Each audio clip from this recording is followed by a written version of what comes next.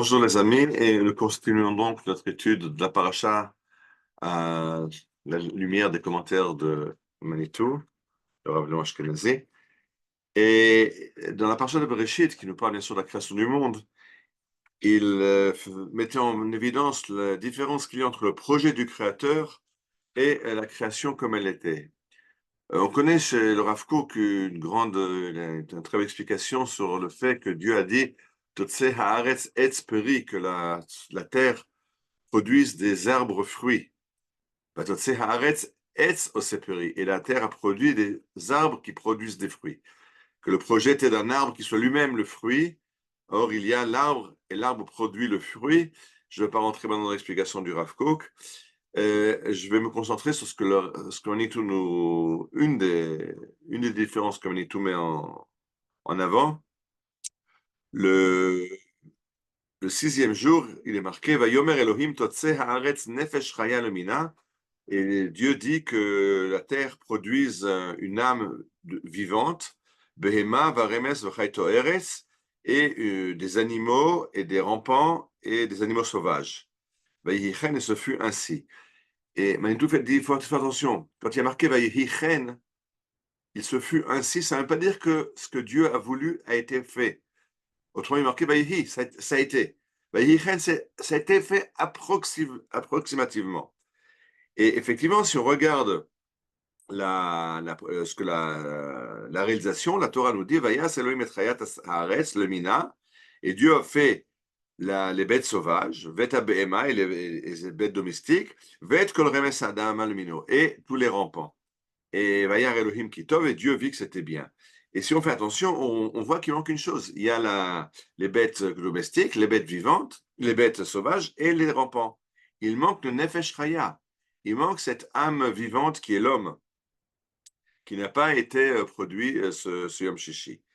Et ça, c'est quelque chose que la terre elle-même ne peut pas faire. Et alors Dieu va dire, Vayomer Elohim naase Adam betzalmenu kinotuf. Faisons un homme à notre image et que lui gère le monde, etc. Donc il a fallu que Dieu intervienne pour créer l'homme, et effectivement c'est marqué, Vayivra Elohim et Adam betzalmo. Dieu créa l'homme à son image. Je ne parle pas de ce que veut dire l'image de Dieu, ça c'est un autre problème.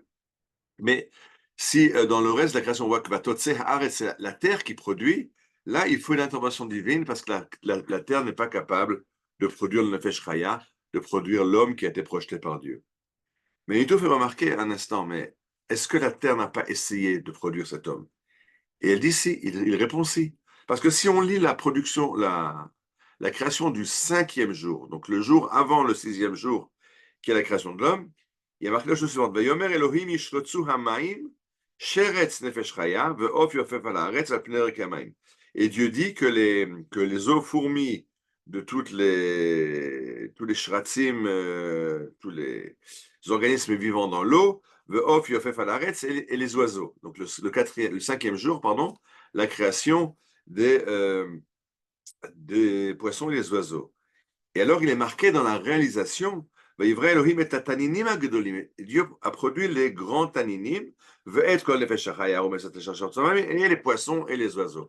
Donc, en plus des poissons et des oiseaux qui ont été prévus le cinquième jour, il y a eu les taninim agdolim. Qui sont ces taninim agdolim?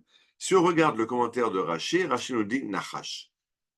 Le cinquième jour, en plus des poissons et des oiseaux, a été créé le Nachash, qu'on traduit en français par serpent.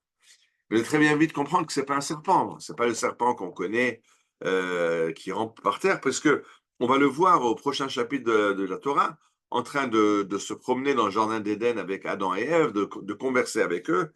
Donc en fait, le Nachash biblique est une espèce de dominide, c'est un espèce d'être humain qui est comparable à Adam et Ève et qui engage la conversation avec eux.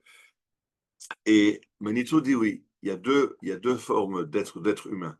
Il y a l'être humain que nous sommes nous, qui est l'être doué d'intelligence et doué surtout d'un sens moral.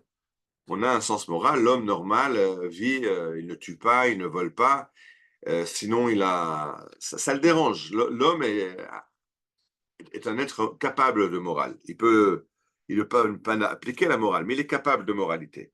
Le Nahash, c'est cet homme les anthropologues diraient c'est l'homme de Néandertal, c'est l'homme de Cro-Magnon. C'est un homme de la préhistoire qui a la forme humaine, qui a une certaine intelligence, mais qui n'a pas le sens moral comme on le connaît, comme Dieu va donner à Adam et Ève, et va le définir encore beaucoup plus précisément dans la Torah qu'il va donner à Israël.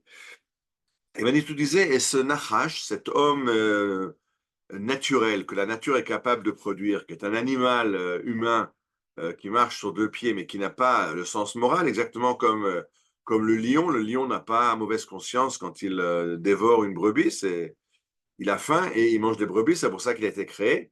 L'homme a un sens moral. Et Manitou dit, ce Nachash, il y en a qui ont survécu. Il n'a pas été entièrement détruit après la création d'Adam et Chava, d'Adam et Ève. Il y a encore des Nachashim parmi nous. Et Manitou disait, par exemple, on peut voir peut-être dans les nazis une sorte de ce Nachash, un être humain capable d'intelligence, mais dénué de sens moral.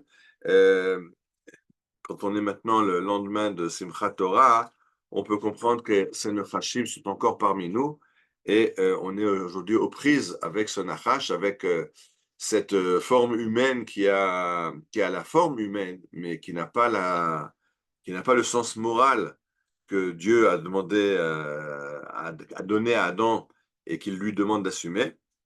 Quand on voit comment ces personnes se sont conduites, je ne sais pas si s'appelle des personnes, ça s'appelle des êtres humains, je sais pas des animaux parce que ce serait une insulte pour les animaux, mais comment ces Nourbot, on les appelait Nourbot, c'est le nom que leur donne la presse, ces Nourbot ont massacré, assassiné, brûlé des enfants, etc.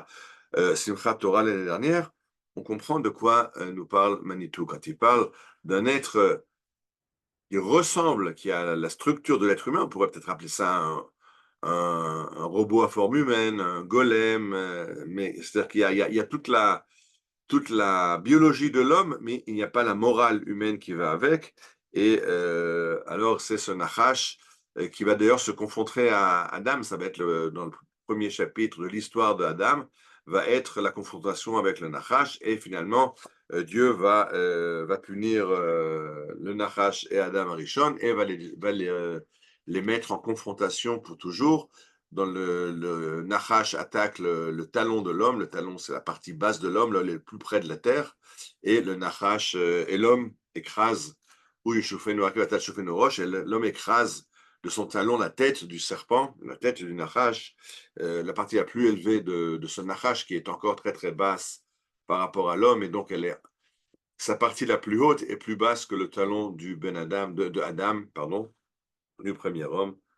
Et voilà, donc on est maintenant, on lit cette paracha et on peut comprendre exactement quel est l'enjeu de la guerre qui nous oppose aujourd'hui à nos ennemis.